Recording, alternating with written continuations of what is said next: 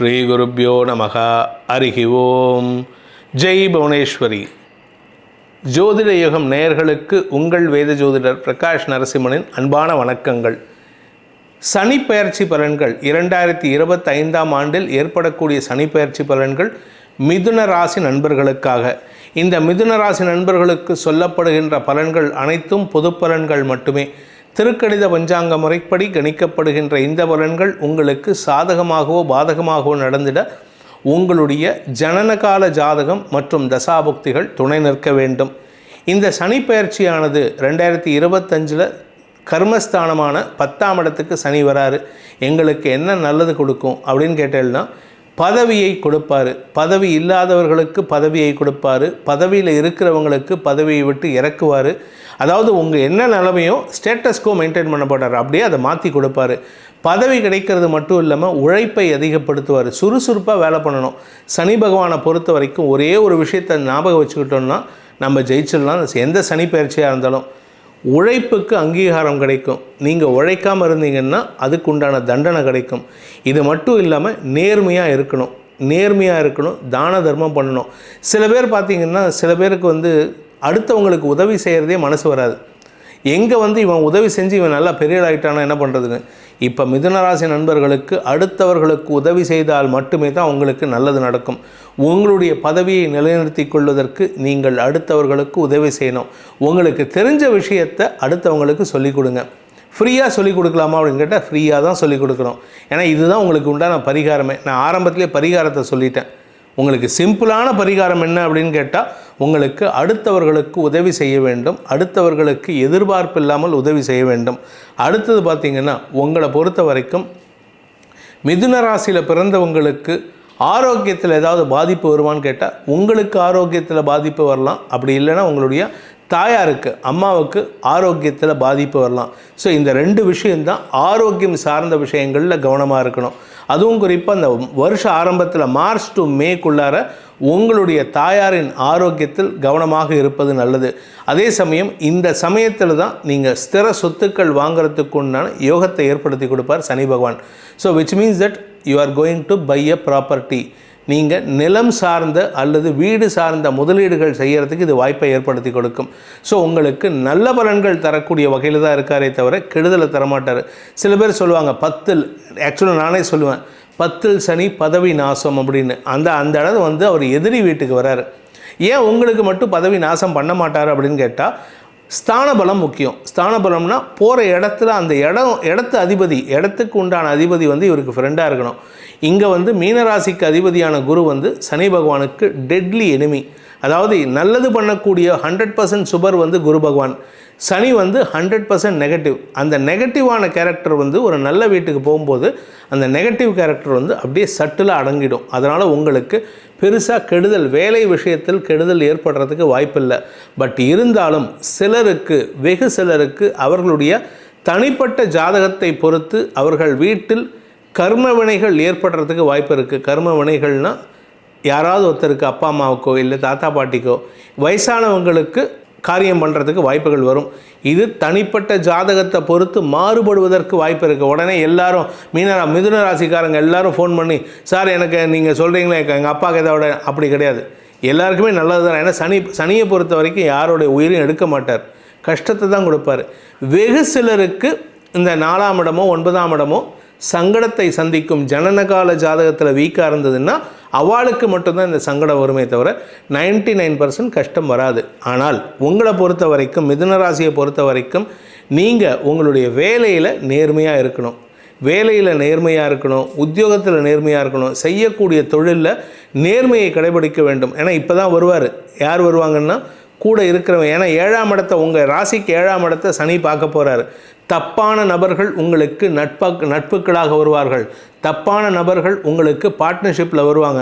தப்பான நபர்கள் உங்களுக்கு இன்ட்ரடியூஸ் ஆகிட்டு, உனக்கு நான் பெரிய ஆர்டர் எடுத்துறேன், எனக்கு இவ்வளோ செலவாகும், நீ எனக்கு சப்போர்ட் பண்ணு, நான் உனக்கு பெரிய ஆர்டர் எடுத்துறேன்பாங்க. அந்த இடத்துல செலவு தான் பண்ணுவீங்களே தவிர பெரிய ஆர்டர் வராது. ஸோ நேர்மையாக இருக்கிறதுக்கு வழி பாருங்கள். நேர்மையாக இருந்தால் மட்டும்தான் ஜெயிக்க முடியும்.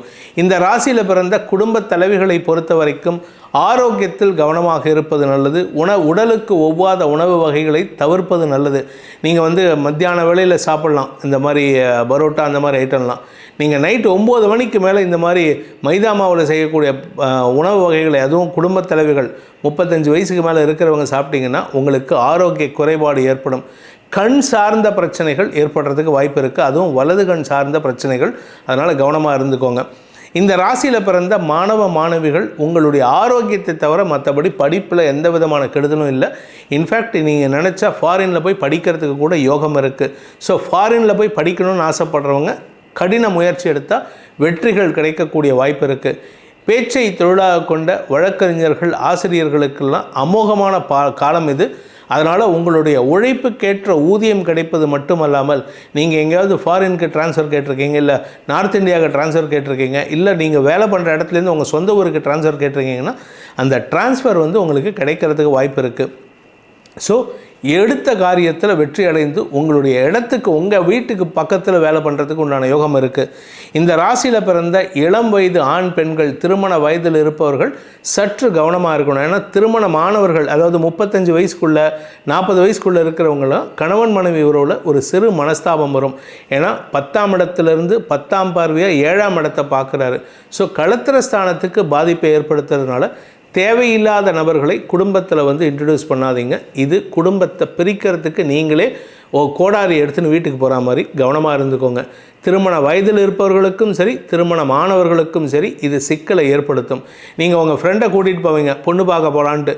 உங்கள் ஃப்ரெண்டை பார்த்தோன்னா அந்த பொண்ணுக்கு உங்கள் ஃப்ரெண்டை பிடிச்சிடும், உங்களை பிடிக்காது. அவரை விட இவர் நல்லா இருக்கார், அதனால் அப்படியே ஷிஃப்ட் ஆகிடும். அதனால் நீங்கள் கொள்ளைக்கு போனாலும் கூட்டு ஆகாதுன்னு சொல்லுவாங்க. உங்களை பொறுத்த வரைக்கும் அது உண்மையாக இருக்க போகிறது. அதனால் நீங்கள் பொண்ணு பார்க்க போகிற இடமா இருந்தாலும் சரி, வேலைக்கு போகிற இடமா இருந்தாலும் சரி, இல்லை பிஸ்னஸ் பண்ணுற இடமா இருந்தாலும் சரி, நீங்கள் தான் தனியாக நிற்கணும்.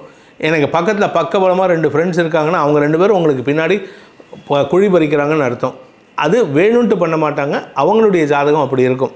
அதே சமயம் இந்த ராசியில் பிறந்த வியாபாரிகளை பொறுத்த வரைக்கும் முதலீடுகள் செய்து உழைக்கக்கூடிய சூழ்நிலை ஏற்படும். அலைச்சல் அதிகரிக்கக்கூடிய வாய்ப்புகள்லாம் இருக்குது. ஸோ வியாபாரம் செழிப்படைகிறதுக்கு வாய்ப்பு இருந்தாலும் வியாபாரம் சார்ந்த வழக்குகளில் வெற்றி கிடைக்கக்கூடிய யோகம் ஏற்படும். காரணம் என்னென்னா 5ஆம் இடத்திற்கு 3ஆம் இடமான 7ஆம் இடத்தை சனி பார்க்குறாரு. அதனால் வெற்றிகள் கிடைக்கக்கூடிய வாய்ப்புகள்லாம் இருக்குது. அதே சமயம் பார்த்திங்கன்னா வயசானவங்க, இந்த ராசியில் மிதுன ராசியில் பிறந்த வயசானவங்க ஆரோக்கியத்தை பேணுவது அவசியம். என்ன காரணம் அப்படின்னு கேட்டால் 4ஆம் இடத்தை சனி பார்க்குறாரு. உடல் சோர்வு அதிகரிக்கிறதுக்கு வாய்ப்பு இருக்குது. அதனால் உடம்பில் இருக்கிற வியாதிக்காக பண விரயமாகிறதுக்கு வாய்ப்பு இருக்குது. அதாவது உங்கள் உடம்புல எந்த வியாதியும் இருக்காது, ஆனால் சின்ன சின்ன சங்கடமே உங்கள் பயத்தை ஏற்படுத்தி இது இருக்குமோ அது இருக்குமோ. இதில் பத்தாவதுக்கு நீங்கள் டாக்டர்கிட்ட போனீங்கன்னா நல்ல எக்ஸ்பீரியன்ஸ்டு டாக்டராக போங்க. அவங்கக்கிட்ட போனீங்கன்னா நல்லது. இல்லாட்டி சின்ன இப்போ தான் அவர் போர்டு போட்டிருக்காருன்னா அங்கே போனீங்கன்னா அவர் இந்த டெஸ்ட்டு அந்த டெஸ்ட்டுன்னு உங்களுக்கு டெஸ்ட் எழுதியே பயமுறுத்திடுவார்.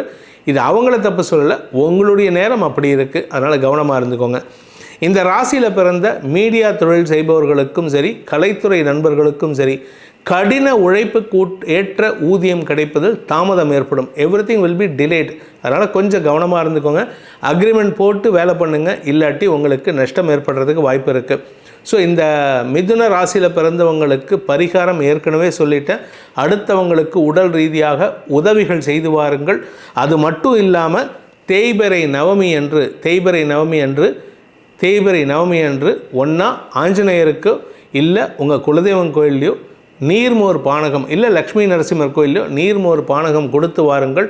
அதை நீங்கள் சாப்பிடக்கூடாது, அடுத்த வாளுக்கு கொடுப்பதன் மூலமாக உங்கள் கஷ்டங்கள் விலகி அந்த 10ஆம் இடத்து சனி நஷ்டத்தை ஏற்படுத்த மாட்டார் என்பதை சொல்லி உங்கள் அனைவருக்கும் நல்வாழ்த்துக்களை தெரிவித்துக்கொண்டு உங்களிடமிருந்து விடைபெறுவது உங்கள் வேத ஜோதிடர் பிரகாஷ் நரசிம்மனின் அன்பான வணக்கங்களுடன்.